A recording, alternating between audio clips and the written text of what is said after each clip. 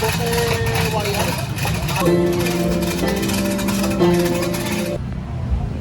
baka pagkabalaan ko ng photo din yun. Lumalamang siya sa B12, 11.5. Good morning, good morning. Yan no, so ito ang araw at time para sa aming projects church ng paghahanap ng IEM or in-ear monitor, no? Dahil napaka-importante nga naman talaga nito sa church, lalo na sa music team, no?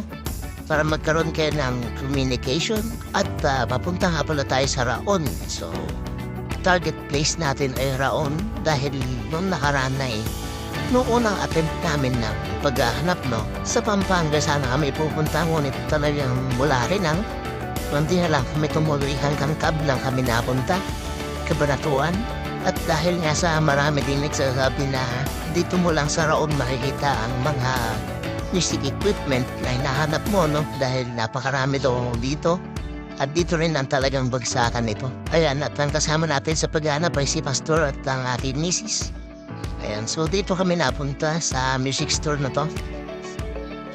Okay, so karamihan sa mga tinda nila ay mga speakers, mga disco lights, yan, no? Mga mixers, yan ang karamihan dito. At talagang halos lahat ay naikot na talaga namin sa paghahanap. At dito ako napagtanto na napaka-challenging hanapin itong IEM na to dahil bihira palang nagbibenta nito, no? So, karamihan na sa online. Ayan, at nag-try pa kami sa ibang shop, no? So, dito kami ngayon sa Optima Crown. Ayan, so, for speakers, wala silang ganun sa IEM na hinahanap namin, no? Para sa church. Ayan, Sakura. So, sa pag-ikot namin, ito ang pinakatinuro nilang shop sa Longga. Dahil mas kompleto daw ito, no? So, nag-trade din kami. Marami nga naman talaga silang speakers, pero wala silang IEM or in-ear monitor. So, magta-try ulit kami sa ibang shop, no? Ayan, so, napakalawak na naman talaga nitong Raon, no? So, ayan, talagang inikot namin at napakatsaga talaga nitong poster namin dahil halos wala siyang kapagod-pagod na sumabay sa amin kakaikot, no? Para lang matupad yung project namin na IEM sa church. Ayan, so nag-try ulit kami sa iba. Ayan, meron silang mga mga speakers talaga, paramihan, and mga quality na mixers. Ayan, siguro may mga 16 channel or more. Ayan, no? Itong kanilang mga mixer. At nag-try ulit kami sa iba dahil wala. Ayan, at madaling araw nga pala kami lumuwas, no? So kung nakita nyo sa video, madilim pa. Para sa paghahanap namin ng IEM ay maghapon. Ayan. Ngunit mahirap talagang hanapin, no? Hindi pala basta-basta itong IEM na ito. Hindi kami nag-online agad na sa pagbili ng IEM dahil lang gusto namin ay on-hand. Para sure, no? Pag nakuha mo ay alam mo talagang quality at gumagana ito. Ngunit mahirap palang hanapin. At ito pa yung store, no, na tinuturo nila. Ayan. Sa malapit sa BDO. Ayan. So, pupuntahan din namin yan, no? Tatanong-tanong kami baka sakaling meron. Okay. So, yan. Kita nyo. Para kandidato to. Ayan. Kung dito kami sa mga shops na ito, no? Pero wala pa rin. Ayan. Ayan. So, lumipat kami sa iba, no? So, magkauray pa kami sa ibang lugar. Ayan. At sumasakit-sakit na rin yung mga binti namin kakalakad, no? So, ayan si Pastor, oh. Talagang Gina G rin siya, no? Masakit na rin binti niya. Pet pa siya, no? Ayan, so talagang go pa rin siya. Kakahanap sa IEM na yun, no? Alright? Hanggang sa napadpad kami sa shop or store na ito, no? Ayan, so may nakita kaming IEM or in-ear monitor. Ayan, pero may problema, no? Sobrang mahal. Kung nakikita niyo yung receiver na yun, ay nagkakalaga ng 4K. At ang unit ay 12K, no? With one body pack lang. So, nakakalungkot lang. Dahil yung brand na titignan namin ay meron siyang unit na dual tsaka 6 receivers, no? So, sa halagang 13K. So malaki yung difference nila. Ayan, so kung nakikita niyo si Lolong, ano? Ay, nakita tayong Lolong. Ayan, no? Ayan, no? At talagang pagod na rin kami mula sa kaninang umaga pa kami naghahanap. Mula 6 AM ay nag-ready na kami, no? Para maglakad-lakad. At siguro ipanahon na para order sa online shopping.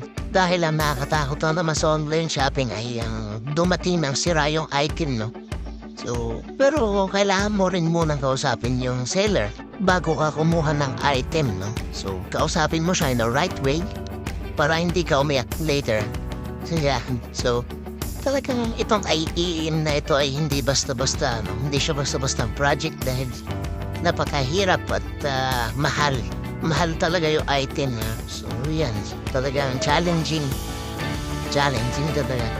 Kaya pala tuwing mag-search ako sa YouTube, wala mga videos ng paghahanap or pagbili. So, palagay ko sa online sila kumukuha, no? Lahat ng mga napapanood ko sa YouTube. So, ito i-upload natin sa YouTube, no? Nang malaman din ng iba kung gaano kahirap hanapin yung IEM. Ayan, so ipapakita ko. Ayan, no? So, pauwi na nga pala kami ngayon. At nasa tapat kami ng SM ng malaking truck. Ayan, no? Dahil lang usapan namin ni Pastor ay pag wala pa rin nahanap dito sa Raon, ay tsaka lang kami o-order sa online, no? So, ayan. At nangyari na. Pauwi na kami ngayon. Pagod kami lahat, pero wala akong nabili na IEM dahil napakahirap siyang hanapin, no? Ayan. At ang totoo niyan, no? Wala pa kaming kain kaninang tanghali, no? So ngayon ay pauwi na kami at susubukan namin maghanap ng makakainan. Ayan. So ganyan talaga, no? Kailangan mo na ng sacrifice para sa project mo lalo't gagamitin to sa Panginoon, no? Ayan.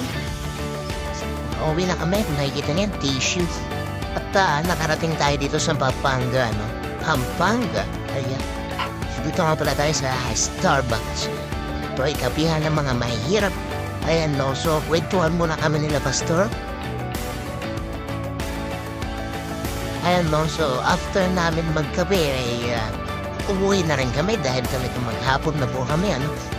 So, yan. Diyo tayo sa way ng Clark. Ayan. Clark Magalang. So, Pampanga na po tayo, ano?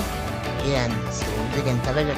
May mga bagay na hindi pa pentulutan ng Panginoon na mangyari agad sa'yo. Dahil may plano siyang mas maganda para sa'yo, no? So, tanggap natin yan. At nakapagpasya kaming order na kami sa online. At ang isa pa nga palang struggle namin, no, sa paghahanap ng in-ear monitor ay maski sa online, hindi kami maka-order, ano? So, pagka umorder ka ng isang set na mayroon siyang 6 receivers, ay bangko na ang kailangan mo. Dahil umaabot na siya ng 13K yan. Bangko. So, nahirapan kami doon. Kaya ang ginawa ko ay umorder lang ako ng may 4 na receiver, no? So, yan. Kinabi na nga pala tayo. Yan. Pero hindi na tayo sa Rizal. Yan. Malapit na tayo. At pagdating namin sa Rizal, ay pagmumotor pa kami mag-asawa, pauwi ng Umingan, Pangasinan. Ayan. So, ganun talaga. Kailangan natin ng mga sacrifices. Ayan, no? So, talagang ginabi na talaga tayo. At siguro hanggang dito na lang po. At gagawin ko na lang ng next video ang pag-setup natin sa in-ear monitor sa church pagka na-order na namin, no? So, maraming salamat po sa panonood. Bye-bye!